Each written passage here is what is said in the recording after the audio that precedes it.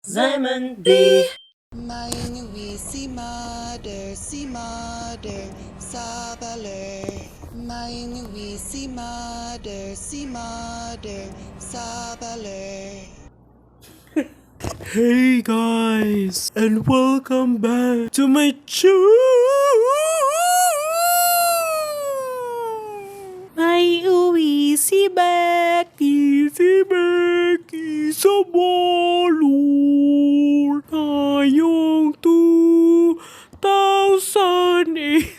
I don't know what I'm doing with my life. Do you know what you're doing with your life? Hey guys, what is up? And welcome to Runway RuView, where we look at the main drag showdown looks from Drag Dance Season 1. If you want to watch my review on their theme wear looks, you can go over on my TikTok. It's gonna be linked down below. But today, we're gonna be looking at the main drag showdown looks. And their theme for this week is Aswangang Bayan. It literally means, what does that mean actually? It is referencing the term Pistahang Bayan, which is the feast in a barrio or in a city or like a state. They changed out the pistahan to aswangan, so it's like an invasion of monsters in a city. And also apologies for this contraption of a microphone because I cannot find my gold mic when I needed it the most. Put it as a gamit. Anyway, again, the theme is Aswangang Bayan. They have to dress up as their favorite aswangs or Filipino horror icons or like horror related creatures of the night. Folklore also be in this category. So they definitely have a lot of like leeway to interpret this. And they actually, and I was watching Naiya and Shawarma's live earlier, and they were told that there should be a transforming element to their outfits. So I think I'm gonna discuss how they were transforming as well, but I don't know if that's gonna affect me judging these outfits because it's harder to make a look cuter when you do reveals. I'm just gonna give my opinions all in all on the outfits to improve them. Oh my gosh. Ina. Ina.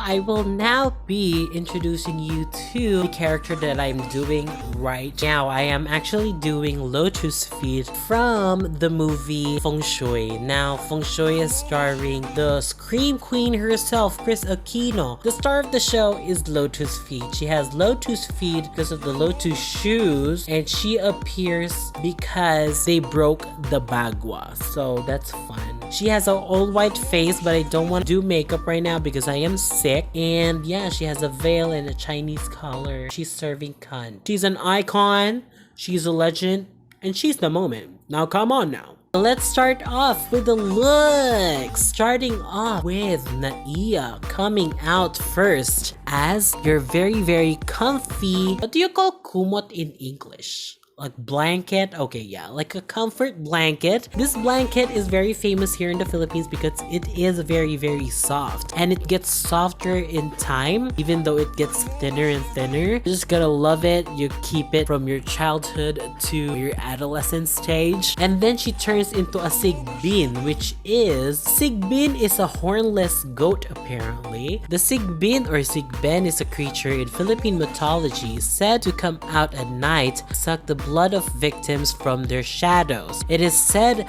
to walk backwards with its head lowered between its hind legs and to have the ability to become invisible to other creatures, especially humans. Now, they're just like the pets to aswangs, basically like a goat or like a dog.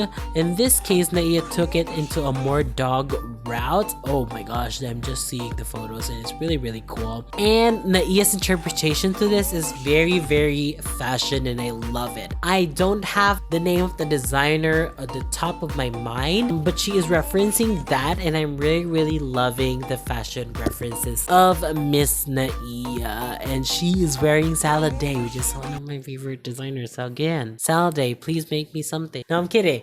I love the details of like this rib cage and the stoning of everything. I love the fur patches, the touches of everything. I love how they covered the shoe with fur as well. The presentation is very nice, very proactive. It's very scary because it's a horror challenge anyway. I love the makeup. It's very detailed and not too bad. It's really good. The hair, it's fine. It complements the look. It's in gray. I love the color scheme. Yeah, I wouldn't change a thing. This is pretty fucking cool. And I love those comfy sheets or comfy blankets that she had at the first part. Holds, please.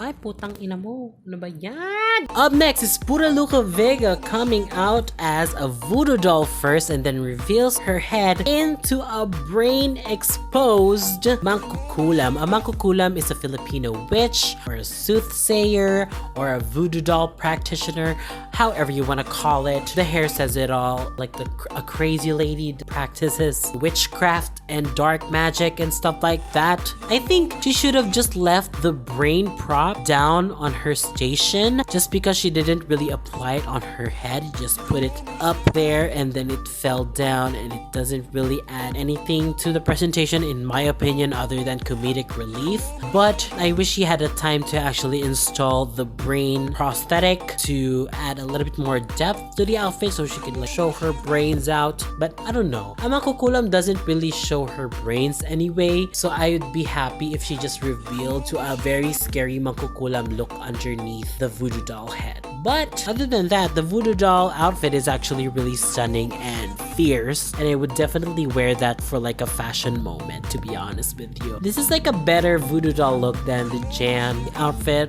This voodoo doll is a little bit more loose. It's a little bit more true to the burlap fabricness of a voodoo doll. And yeah, I love the oversized nature of this outfit, and I'm really digging it. The contrast of the purple hair is really nice as well, but I do wish that it is in red to complement the voodoo doll heart at the middle. Up next is Odasha coming out as a very mysterious bride and then transforms herself into a tikbalang. A tikbalang is a half horse, half human person, and it was believed from the times that if there is rain during a very sunny day, there are tikbalangs getting married. So I think that's where she got the bridal presentation at first, because she was getting married to a tikbalang, I think. But then turns out his tikbalang husband didn't show up to the wedding.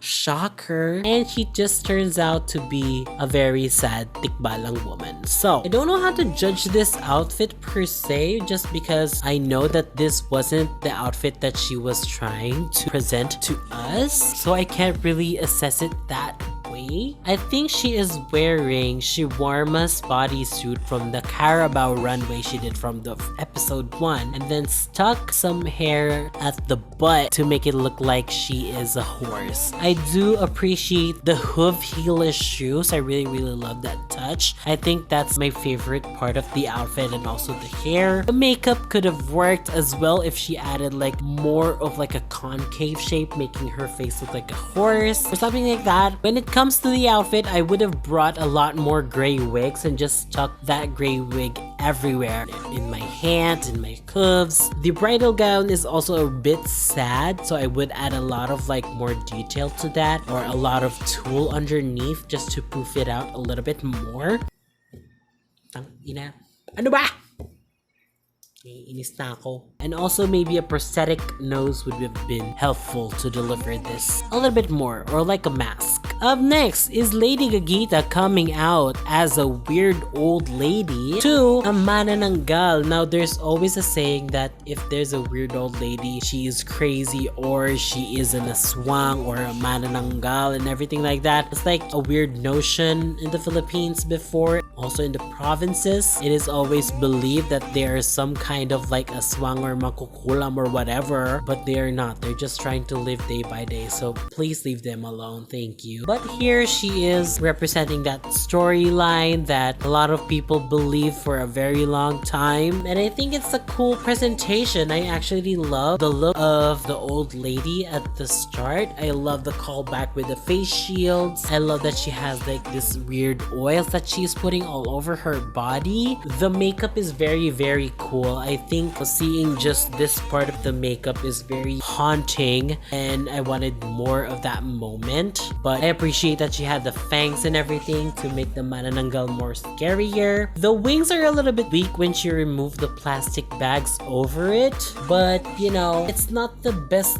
outfit of the bunch, but the presentation is very much there and she sold the outfit for me. But since Venus Deluxe did a very, very successful manananggal look for Drag Race Philippines, I hate to compare it, but people would. You know, the illusion is not as great as what Venus did, but not to discount her for the efforts that they did with like the details of the guts that is cut in half. I think that's very cool. Other than that, it's a really, really cool presentation. Up next is Barbecue coming out as a big tree to a kapre. In Philippine mythology, the kapre is a creature that may be described as a tree giant, being a tall, dark-colored, hairy, and muscular creature. Kapres are also said to be very strong body odor and to sit in trees' branches to smoke. Now, this is such a cool presentation from Barbecue because we've only seen her being very fucking beautiful in the past few episodes, and it's really refreshing to see her out of that box. Of course, I love Miss Barbecue in her very pretty, very cutie aesthetic, but this is so unexpected that I really ate this up. I love that she utilized her real body for this. Now, is this drag enough for a drag competition? I really don't know. I would have preferred for her to actually have like a very long hair to cover everything on her body, or actually make that a part of like a jumpsuit or something like that to make it a little bit just more draggier rather than a horror extra or something like that. I really love the presentation, and I love that she used a vape pen to create the smoke from a big tobacco. I like that she brought a small tree as well. That's really funny, and that she trimmed her pubes at the end of the runway. But if I was to do this, I would do like a very long hair, maybe like a Lady Godiva moment, and then stuck the hair to the front of the dress covering her lady bits. Up next is Shiborma as a caught mermaid to a shokoy. Now, a shokoy is a merman, that's that. Now, she dressed up as a beautiful mermaid at first, and I really enjoyed that look. I love like the buns in her hair and the accessories. Really compliments her. She looks like a woman. I love the accessory with the pearl as well, which is actually what Min wore for the Pearl of the Orient Seas runway. Now, when she took off her wig and the skirt, she really lost me. I would have enjoyed more of a shokoy-esque reveal with this, but when she revealed, she still looked like a mermaid but with legs. I would have wanted to see fins from her hands or also her feet as like big fins, because that's what shokoys are depicted in movies. Blue skin is of course a classic choice for a merman or a mermaid, so I really enjoy that part. But other than that, she didn't really turn in much to a merman. I would have appreciated like the bodysuit to have this like scales or rib cage effect onto it to make it look a little bit more shokoy-esque. The shoes are also really cute. I think I could wear that in like a casual outfit though. I don't know if the boots are a shokoy touch. Up next is Maria Cristina. So she came out as the darkness to Aminokawa. Now, Aminokawa is a giant dragon-like bird in Philippine mythology. Early people believe this creature is so big that it can swallow or cover the sun. Now, the reveal was just, you know, I don't know if that's like a good reveal, because she just came out as darkness with the sun up top, and then she came out as the Minokawa to block the sun or whatever. I wish it was actually reversed. I wish that the Minokawa came first and then the darkness comes after. I think that would be such an exciting presentation as well, just because it would deliver the story a little bit more. But not knowing the transformation part of this runway, I actually really love the interpretation of a Minokawa here. I love the two dragon fish bird-like tails at the sides. I love the scales that is made from like a gold thing. I love the exaggerated makeup. I love that she tied in the black hair with the black boots. I love the manipulation of the materials and also the presentation. I think the presentation really sold her outfit even more. I do understand that the black is also important to the outfit just to signify the darkness that a Minokawa can bring. But you know, as a Minokawa, I would love to see you as a gold bitch. You know what I mean? Last and definitely not the least, we have Aries Knight coming out as a bloody white lady turning into an LGBT sex worker. Now, this is such a cool story to tell with this runway. It has a social commentary along with a great look. I actually really love the first look with the floating scarf. The presentation was a little bit rocky, but it actually wouldn't really change a thing other than the zippers, because the zippers really fucked up that presentation, mama. I would have preferred a Velcro. Just, you know, a fast, easy rip would have been really fierce with this. Ay, ano ba yan? Ano ba? Sandali, matatapos na ako. Hindi pa nakikipag-cooperate eh. I am so done that I don't want to fix this lighting. What if I just finish this episode like this? Because it is in character anyway. And I do look like Lotus Feet right now. So... May uwi si nanay na kanti na bahay. Okay, bitch. Work. Again, Aries Knight has a great message to tell with this outfit, and I think that the presentation just fell a little bit flat with, you know, the finagling of the stuff and like that. Other than that, would have been nice if she had more confidence in the look that she brought, because I think it's very important to see this. I would have preferred for her to wear a black hair just to reflect more of that Filipina experience. There's not a lot of like blonde Filipina sex workers here in the Philippines anyway. I love the tube top and the shorts. It really reminds me of that girl dancing to Talk Dirty. I love the mena that she puts on her body. I love the soft drinks. Okay, we're done. Thank you guys so much for watching. Hope you guys enjoyed it. Please comment, like, subscribe, and I'm really excited for the next episode. These episodes should just keep getting in better.